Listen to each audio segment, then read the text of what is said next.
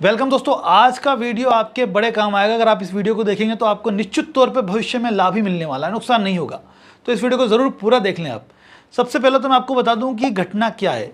Actual में मैंने news चैनलों के अंदर ये घटना देखी जहाँ पर ये बताया जा रहा है कि भाई एक कलेक्टर, डिप्टी कलेक्टर है, उसके साथ चाय वाले दंपत्ति ने चप्पलों से मारपीट कर दी। फिर मैंने इसके बाद थोड़ी सी और इन्फॉर्मेशन लेनी चाहिए तो मुझे वीडियो मिला कलेक्टर साहब का इंटरव्यू का, जिसमें वो बताते हैं कि साहब मैं गुजर रहा था, मैं अपनी ड्यूटी के लिए जा रहा था, जहाँ उनकी ड्यूटी लगी है वहाँ जा रहे थे। रास्ते में उनको एक बच्चा दिखता है जो गाड़ी पे स्टंट कर रहा था, तो उनको लगा कि यार ये ख़तरनाक काम कर रहा है, गाड़ी रोकते हैं। गाड़ी रोकने के बाद उसको समझाते हैं और डांटते हैं। तो डांटने तक तो वो सीमित है, मतलब इससे ज़्यादा भी बात हो सकती है, कम भी हो सकती है। जितनी उन्होंने बताई उतनी तो मान के चलेंगे हम। लेकिन जो दूसरा पक्ष है उसकी बात किसी ने नहीं सुनी। यहाँ पे कलेक्टर साहब आगे इंटरव्यू में बताते हैं कि साहब मैंने उसको डांटा, ये लोग वहीं पे उनकी थड़ी थी, ये दोनों आ गए और मेरे साथ धक्का मुक्की करने लगे। मारपीट करने की वो नहीं कहते, चप्पलों से मारपीट करने के लिए भी इनकार करते हैं, जबकि न्यूज़ चैनलों पर ये दिखाया जा रहा है कि साहब चप्पलों से मारपीट की गई। अब सबसे इम्पोर्टेंट चीज़ ये कि वो बच्चा कहाँ है जिस बच्चे को कलेक्टर साहब ने डांटा। एक्चुअल में क्या सिर्फ डांटा? अब आप कॉमन सेंस का इस्तेमाल करो अपना, कि कोई व्यक्ति किसी बच्चों को समझा रहा है या डांट रहा है उसके भले के लिए, आप वहाँ से गुजर रहे हो या मैं वहाँ से गुजर रहा हूँ, और हम सुनते हैं कि साहब वो कोई व्यक्ति, अब कलेक्टर ले लो, चलो डेप्यूटी कलेक्टर साहब डांट रहे हैं, अपन तो पता भी नहीं है कि वो डेप्यूटी कलेक्टर है, कोई ऐसा व्यक्ति जो आम इंसान है वो डांट रहा है किसी को, भाई ऐसे नहीं चलाते गाड़ी को, एक्सीडेंट हो जाएगा, मर जाओगे, किसी को मार दोगे, गलत बात है। तो इस बात पे ना तो मैं उस बंदे पे अटैक करूँगा ना आप अटैक करेंगे, ये तो कॉमन सेंस की बात है। हाँ, अगर कोई उस नाबालिग बच्चे के साथ मारपीट कर रहा हो तो शायद हम रोकें उसको, भाई किस तरह से आप मारपीट कर रहे हो, और उसके साथ हम हाथापाई पे उतर सकते हैं। बच्चे के लिए, नाबालिग बच्चे पे कोई कैसे हाथ उठा सकता है? तो वो क्या पागल हैं दोनों व्यक्ति, दंपति, जिसका बच्चे से कोई लेने देना नहीं है, कलेक्टर को वो जानते नहीं हैं, कलेक्टर से कोई रंजिश नहीं है, लेकिन फिर भी वो आके कलेक्टर के साथ मारपीट कर रहे हैं बिना किसी कारण के। I think they are mental. उनको तो पागल खाने जाना चाहिए, जेल की भिजवा दिया कलेक्टर साहब ने। ये बात मेरी समझ में नहीं आ रही। एक्चुअल में उनको ये पता ही नहीं है कि वो व्यक्ति कलेक्टर है। दूसरी चीज़, राजकार्य में बाधा की धारा लगा दी पुलिस वालों ने उन गरीबों पर। 353, 332, तो वो कौन सा राजकार्य कर रहे थे उस जगह पे? कौन सा राजकार्य करने में बाधा उत्पन्न कर दी उनके? कोई राजकार्य नहीं था। वो सोशल वर्क में काउंट कर सकते हैं आप, अगर बच्चों को समझा भी रहे हो तो। आपकी ड्यूटी का हिस्सा नहीं था वो जो आप काम कर रहे थे, समझा रहे थे या मार रहे थे, वो तो बाद में दी लल्लन टॉप से हम रिक्वेस्ट करेंगे कि भाई बच्चे का इंटरव्यू ले जा करके। आपका चैनल ही मेरे को ट्रस्टवर्दी लगता है, मैं देखता हूँ आपके चैनल को, क्योंकि सच तो वही बताएगा उस बच्चे के साथ क्या किया कलेक्टर साहब ने, जो वो गरीब दंपति इतना उग्र हो गए कि कलेक्टर साहब से हाथापाई तक की सिचुएशन पैदा कर दी उन्होंने। क्या कारण है जो वो इतना उग्र हुए, जबकि उस बच्चे से उनका लेना देना नहीं है? वो सिचुएशन तो पता करना ज़रूरी है ना। गरीब के ऊपर 353, 332 लगा दी, राजकार्य में बाधा की, सीधी गिरफ्तारी होती है इन धाराओं के अंदर।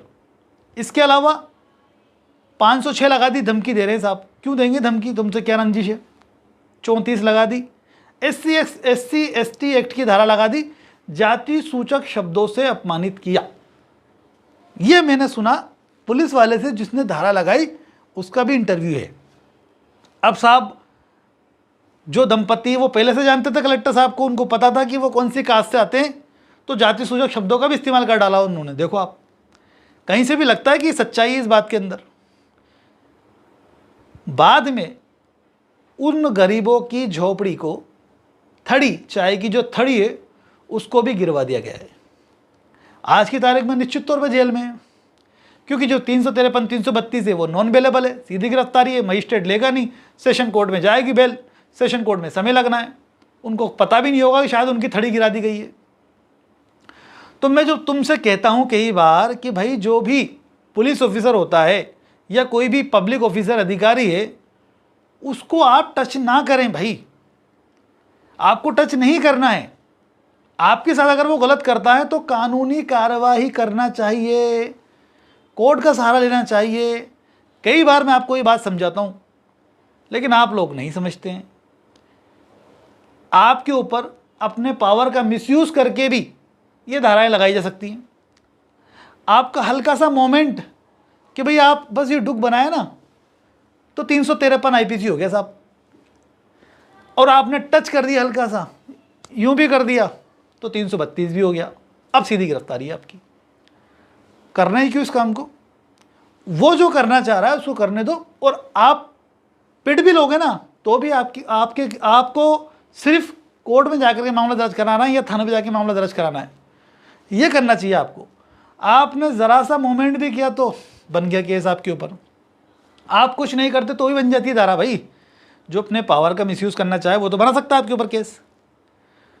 तो मेरा उद्देश्य आपसे हमेशा यही रहता है कहने का कि किसी भी लोक सेवक के विरुद्ध अपन को इस तरीके के जो हिंसा है उसका प्रयोग नहीं करना चाहिए। कानूनी कार्रवाई करें अगर वो गलत कर रहा है तो, और कानूनी कार्रवाई के लिए आप थाने से एफआईआर दर्ज करा सकते हैं, एसपी को दे सकते हैं एप्लीकेशन, वहाँ से नहीं होती तो कोर्ट से हो जाती है आपकी एफआईआर दर्ज।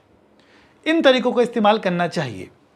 और अगर दंपति के साथ गलत हुआ है तो दंपति को भी मामला दर्ज कराना चाहिए डेप्यूटी कलेक्टर के खिलाफ, और कोशिश करना चाहिए कि उस बच्चे को पता करके कि वो बच्चा कौन है, सच सामने आए लोगों के। एक्चुअल में क्या जो घटना कलेक्टर साहब बता रहे हैं वही है या बच्चे के साथ भी कुछ किया गया है, वो तो बच्चा ही बताएगा, तभी आएगा सच सामने। लेकिन मेरा उद्देश्य आपको ये कहना है कि हमें किसी भी लोक सेवक के ऊपर हाथ नहीं उठाना चाहिए। गलत करता है ना वो तो कानून के तरीके से ही आपको उसको समझाना चाहिए, मतलब कानूनी कार्रवाई करना चाहिए, ना कि उसके साथ लड़ाई झगड़ा करना चाहिए। अब देख लो, जेल भी गए, और दूसरी बात की है ना बेचारे की वो जो बिजनेस था वो भी गया, थड़ी भी उखाड़ दी, फेंक दी उन्होंने। अब क्या करेगा वो शब्द मैं नहीं बोलूँगा जो वो कर सकता है। क्या ऑप्शन है बेचारे के पास, गरीब के पास? पुलिस सिर्फ 151 की कार्रवाई करके इन लोगों को पाबंद कर सकती थी कि दोबारा इस तरह की एक्टिविटी ना करें। आम इंसान अगर आपस में इस तरह की एक्टिविटी करते हैं तो 151 की कार्रवाई ही की जाती है। लेकिन यहाँ पे डेप्यूटी कलेक्टर हैं तो साहब कार्रवाई चेंज हो गई, 151 की नहीं की जा करके राजकार्य में बाधा उत्पन्न, SC/ST की धारा और उसके अलावा अन्य धमकी देने की धारा। वो दोनों पागल हैं भाई जो ये काम करते फिर रहे हैं, उन्हें और कोई मिला नहीं है।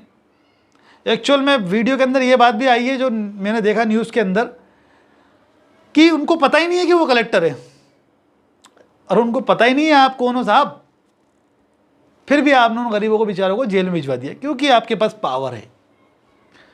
और देखो ऐसे पावर वालों के खिलाफ कार्रवाई करने का तरीका सिर्फ कानूनी कार्रवाई है। आप लड़ नहीं सकते, या तो आपके पास पैसा होना चाहिए या पॉलिटिकल पावर होना चाहिए, दोनों ही आपके पास नहीं है। जिनके पास होता है उनके खिलाफ इस तरह की कार्रवाई नहीं होती है। तो हमारे पास तो क्या ऑप्शन है साहब, कानूनी कार्रवाई करने का, कानून का सहारा लेकर के मामला दर्ज कराएं। अगर वो दंपति मेरा वीडियो देख रहे हैं तो, और जो भी देख रहा है उन तक वो ये बात पहुंचाएं कि भाई आप लोगों को भी अधिकार है, आप जो आपके साथ गलत हुआ है उसकी शिकायत आप दर्ज कर सकते हैं कोर्ट के माध्यम से। और दोस्तों ऐसे वीडियो देखने के लिए आप हमारे चैनल को सब्सक्राइब करें, क्योंकि हमारा उद्देश्य आपको आपके कानूनी अधिकारों को बताना है, जागरूक करना है कि आपके साथ गलत हो तो किस तरह से उस सिचुएशन से डील किया जाता है। कई वीडियोज हमारे चैनल पर ऑलरेडी अपलोडेड है तो उनको भी आप देख सकते हैं। Thanks for watching guys.